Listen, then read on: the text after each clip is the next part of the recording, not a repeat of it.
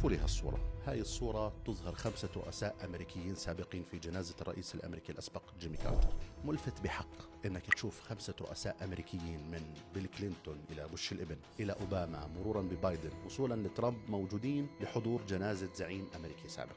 هذول الرؤساء مجموع سنواتهم الرئاسية أكثر من 30 سنة، هي ذاتها الفترة التي قضاها زعماء دول عالم ثالث متربعين على كرسي السلطة. يعني أمريكا، الولايات المتحدة الأمريكية، القوة الأولى في العالم وسيدة النظام الدولي، يتعاقب عليها رؤساء وبانتقال وتداول سلمي للسلطة دون أن ينتقص ذلك من مكانتها شيئا. ومحدش فيهم حكى أنا أو الطوفان من بعدي، ولا حد فيهم رفع شعار أنا الرئيس إلى الأبد أو بنحرق البلد. وعادي جدا أنك تشوف واحد زي كارتر الرئيس الأمريكي الذي توفي عن 100 عام يموت في 2024 بعد ما كان رئيسا للولايات المتحدة الأمريكية آخر مرة عام 1981. يعني ما بين خروجه من السلطة وما بين وفاته 43 سنة تقريبا. تعاقب بعدها على أمريكا 7 رؤساء. 43 سنة عادي، كان فيهم زيه زي أي مواطن أمريكي، لم يودع في السجن ولم يحاكم على قضايا فساد بعد خروجه من السلطة، ومات مواطنا ولم يمت رئيسا، ولم يرفع شعار من القصر للقبر.